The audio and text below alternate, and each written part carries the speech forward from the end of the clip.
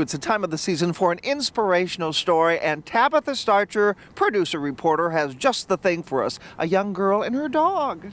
Yes, it's a story out of Ohio. It's getting national attention, including on ESPN.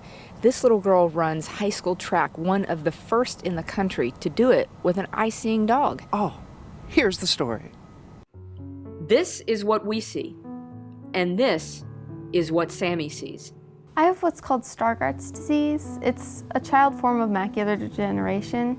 So it's supposed to happen over time and it's hereditary, so I was born with it, but it didn't go into effect until I was in like the end of my 7th, beginning of 8th grade year. So from there it really dropped pretty rapidly.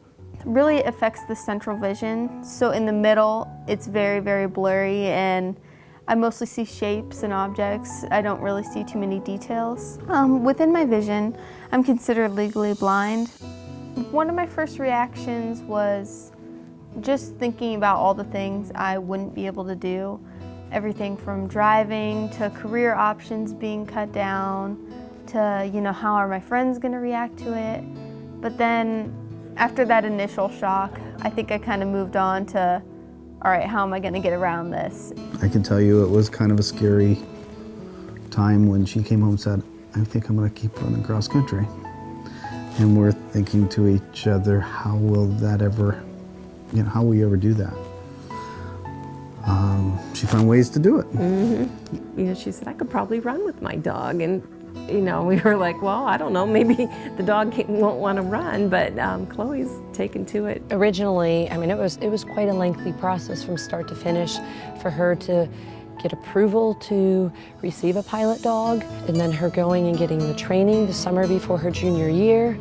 And then the last approval was for her to be able to compete with Chloe in official meets. She was the first one to ever do this, to be approved to race with a pilot dog. At the big meets, the finish line, watching the athletes come in, just a tremendous amount of support. So we're talking, all the fans, not just our team, but all the schools. For the safety of everyone, Sami and Chloe are held back for a full minute and given the time back at the end of the race. But even with that separation, this team often caught the competition. I can't thank our school and everyone in there, our friends and everyone, for just being so accepting of Chloe and just treating her like another member of the team and just another student in class who happens to be laying on the floor and snoring. But everyone's been so incredibly nice, and I think everyone just loves her.